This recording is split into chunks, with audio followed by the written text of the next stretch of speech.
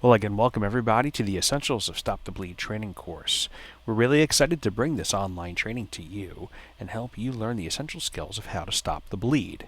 This course has been developed in cooperation with the U.S. Department of Defense Stop the Bleed campaign, and we firmly believe that working together, we can all save more lives. So let's get right into it. We're going to cover the following topics. First, we'll start by explaining what Stop the Bleed is. We'll then spend a few moments talking about why this is so important. From there, we're really going to focus on how to recognize life-threatening bleeding and what steps you can take to help stop life-threatening bleeding. We'll wrap the course up by talking about things that you can do to get Stop the Bleed ready in your community. Now, it's important before we proceed to just acknowledge a few things. By virtue of the title of this course, we're going to be talking about bleeding, and this material may be disturbing for some audiences. If at any point in time you begin to feel unwell, please feel free to pause the video. The course is intended to give you the fundamentals of what you need to know to control life-threatening bleeding. And please remember, this is not a first aid course. This course will focus exclusively on life-threatening bleeding. If you want to learn more ways to help people during routine emergencies and urgent situations, it's advised that you take a full first aid course. So let's talk about Stop the Bleed. Well, Stop the Bleed is a national and now international effort to encourage people to be trained, equipped, and empowered to help one another during times of a bleeding emergency. This information and the knowledge that we have gained about how to control life-threatening hemorrhage really stems from military experiences that started off on the battlefield and showed us that non-medical personnel with minimal training can learn how to recognize and control life-threatening bleeding, and that these actions can have a profound effect on improving survival. Stop the Bleed itself is a public-private partnership that's led by the U.S. Department of Defense on the government side. I think it's important that we take just a few moments to really explain why it is so essential for everyone to learn how to recognize and treat life-threatening bleeding. Bleeding is the number one cause of preventable death from injuries. By recognizing what life-threatening bleeding looks like, your immediate actions can help save lives. Traumatic injuries are, in fact, the leading cause of death for people under the age of 46, and in all age groups, they are a major cause of death. Now, here's the challenge. People can die very quickly from uncontrolled life-threatening bleeding, even before an ambulance arrives. Motor vehicle crashes and falls are the leading cause of traumatic injuries. The bottom line is that controlling bleeding can save a life. So now that we've explained a little bit more about the impact that life-threatening bleeding can have on injuries, let's talk a little bit more about time, because when we think about life-threatening situations, time is our biggest enemy. People can bleed to death from a severe wound in as little as 3 to 5 minutes.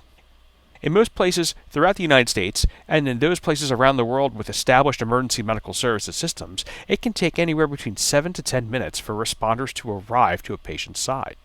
And when we think about the impact that bleeding has on trauma deaths, we note that nearly 40% of all trauma deaths worldwide are due to some type of bleeding. You may be the difference between life and death. When we think about life-threatening bleeding, certain things tend to come into people's minds. Life-threatening bleeding can happen at any time for any number of reasons. Listed here are some of the more common reasons that life-threatening bleeding may occur. We think about mishaps or injuries that may occur in the home or the workplace, motor vehicle collisions, industrial accidents, acts of violence or intentional harm, natural disasters, and recreation accidents. These are some of the many situations that can result in life-threatening bleeding. I'd encourage you to take a few moments after this course to think about some situations in the course of your routine activities that may result in life-threatening bleeding. The science and the evidence behind Stop the Bleed stem from military lessons learned initially on the battlefields in Iraq and Afghanistan, where battlefield deaths from blood loss were reduced dramatically when soldiers were taught how to stop the bleed and were equipped with Stop the Bleed related equipment, including tourniquets and hemostatic dressings. Hemostatic dressings have special properties to help blood clot faster. This information has since been translated to the civilian environment, and the civilian lessons learned have continued to show us that deaths following traumatic injury are reduced dramatically when stop-the-bleed interventions and techniques are performed prior to the onset of shock. By saving one life, we can impact many lives around that person. Before we proceed any further, it's important to take a moment to acknowledge that when rendering care to someone who's suffering from life-threatening bleeding, there are certain steps that you should consider taking. First and foremost, your safety has to remain paramount. We at no time are advocating for you to put yourself in harm's way. Scenes and situations during which an injury that causes life-threatening bleeding may have happened can be dangerous and may quickly become unsafe. We don't want you to be the next patient. So, we want you to maintain awareness and look around you for signs of ongoing or evolving danger. Some examples may include smoke, broken glass, downed wires, traffic, falling debris, and other hazards such as slippery surfaces or poor light. You should know where you can quickly go to relocate. In other words, have an exit plan. What would you do if all of a sudden that scene became unsafe? If you're on the side of a roadway, perhaps it's getting on the other side of the guardrail. If possible, you should try to wear gloves and a mask if available to help protect yourself. If those resources are not available, consider putting something between your hands and the bleeding wound. Also remember, it's very important that you follow the instructions of emergency responders as they arrive on scene. Calling for help and activating the emergency response system is essential to assisting someone who's suffering from life-threatening bleeding. It's important that you know what to do and what to say to get help to the person as quickly as possible. First and foremost, immediately apply pressure to a wound with life-threatening bleeding. Do not delay this. Tell someone else to call 911 right away so you can maintain pressure. Clearly describe where the bleeding person is located in a building, such as we are on the second floor in the third room on the right. If no one else can call and you're by yourself, consider using the speakerphone function on your telephone, if of course safe to do so. This will allow you to simultaneously help the injured person while also activating the emergency response system. Lastly, make sure that you do not hang up until the 911 operator tells you to do so. Recognizing life-threatening bleeding is the first step in controlling it. Signs that bleeding may be life-threatening include blood that is briskly and continuously coming out of a wound, bleeding from the loss of an extremity, at least half the volume of a soda can's worth of blood pooling on the ground, or bleeding in someone who is confused or unconscious, as this may indicate shock. Let's take a moment now to watch a short video. There are two main ways to tell whether bleeding is serious enough to require a tourniquet: the volume of blood and the flow. Volume refers to the amount of blood present. Think about a soda can. Cut that amount in half. If that amount of blood is present, then it's serious life-threatening bleeding. Another warning sign is flow. If the blood is squirting, pooling on the surface, or if it's flowing continuously, then it's serious life-threatening bleeding. To recap, when determining if this bleeding is life-threatening, look at the volume of blood that is pooled around the person on the ground. If there's at least half of a volume of a soda can's worth of blood on the ground, that bleeding should be considered life-threatening. If the blood is brisk and continuous, that is a sign of life-threatening bleeding. If there's significant loss of an extremity, such as an arm or a leg, that too may indicate life-threatening bleeding. And again, if someone is unconscious or confused. Now let's apply this knowledge to another short video to help you determine whether or not bleeding is life-threatening. This person's arm is injured, but it looks like neither the volume nor the flow of blood indicates we need a tourniquet. We need direct pressure instead. You, call 911. This person's injuries are more severe. There's more blood than half a soda can, and it's flowing really fast. Now that we've spent some time talking about signs of life-threatening bleeding, let's focus on the steps you can take to control it. The Stop the Bleed campaign symbol is a stop sign with the hand in it, and that is to remind you that pressure is what stops bleeding. You can apply pressure to anywhere on the body, and as long as the pressure that you apply is greater than the pressure of the blood coming out of the wound, the bleeding can be controlled. So let's talk about the steps to apply direct pressure. Think gloves, gauze, and pressure. Wear gloves if possible, and if gloves are not available, use any kind of a barrier, such as a plastic bag or even a cloth. Gauze should be placed directly into the wound, and if gauze is not available, you can use preferably something clean, of course, to place into the wound. Now apply firm, continuous, and steady pressure. This can be done anywhere in the body. It's important also to maintain that pressure until help arrives. We recommend using the CPR position with both elbows locked, using your upper body's weight, holding pressure on that bleeding wound. Let's watch a short video highlighting how to apply pressure. Apply continuous pressure directly onto the wound with your elbows in a locked position. In the event that a bleeding control kit or gauze is not immediately available, a clean shirt or cloth may be placed directly into the wound, and apply and maintain direct pressure with elbows locked. Gauze, preferentially hemostatic gauze that will help blood to clot faster, can be placed directly into the wound with life-threatening bleeding. Use one hand to hold the gauze and the other hand to feed the gauze into the bleeding wound. If possible, direct the gauze to the part of the wound where blood is coming from the most.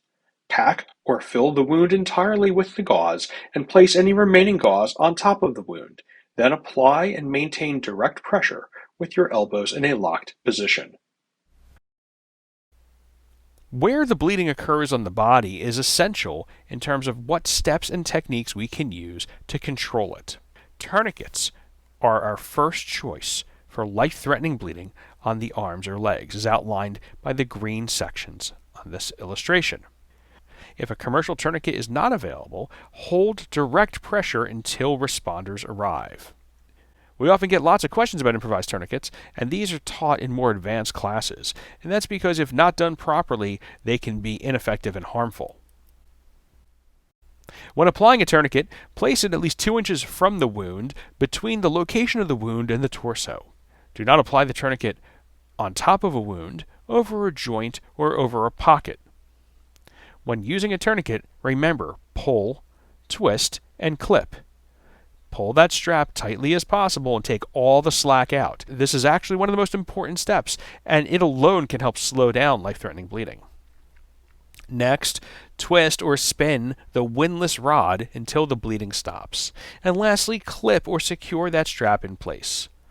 Let's take a moment to watch a video about tourniquet application. Place the tourniquet onto the bleeding extremity with the free end of the strap towards yourself. Slide the tourniquet at least 2 to 3 inches above the level of the bleeding wound, between the bleeding wound and the person's torso. Do not place the tourniquet over a joint or on the wound itself. Ensure the tourniquet strap lays flat against the skin. Pull the free end of the strap as tight as possible. Then spin the windlass rod until the bleeding stops.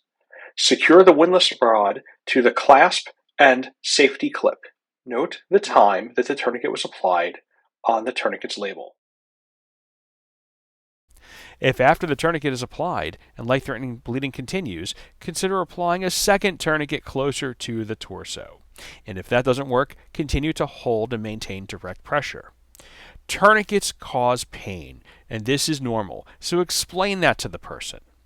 Tourniquets should only be removed by trained personnel. Here are some examples of commonly recommended tourniquets. The Soft T tourniquet has a metal windlass or rod, metal clips, and metal bracket. The SAM XT tourniquet has a plastic clip and clicking mechanism to help maintain pressure. And the CAT tourniquet can be identified by its Velcro straps. It is very important that you avoid purchasing knockoff or inexpensive tourniquets. Counterfeit tourniquets can be found online, and these tourniquets have been shown to cause harm in real-world situations. We therefore recommend that you only purchase approved equipment from trusted medical sources, and all products bearing the Stop the Bleed logo meet DoD's quality standards. In summary, Stop the Bleed empowers people to take action to minimize death from severe bleeding. During this brief course, we've taught you how to assess for the volume and flow of blood to determine if life-threatening bleeding is present. Remember that pressure stops bleeding, and pressure should be held continuously until help arrives. Tourniquets are your first choice for life-threatening bleeding on arms or legs.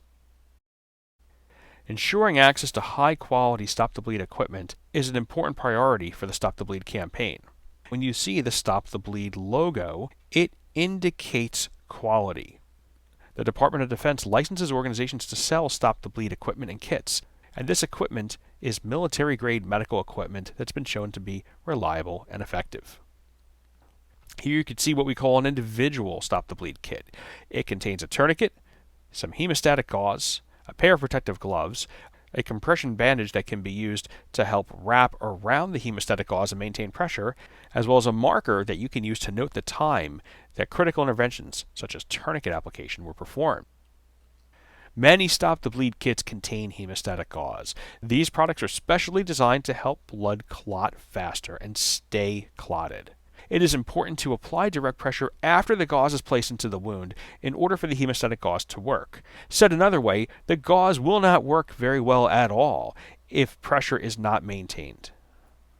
Some Stop the Bleed kits may contain additional equipment to help save lives from other types of injuries. Chest seals are one such example and are designed to be placed over wounds on the chest or torso. These seals allow air to escape from a wound but not to re-enter the wound.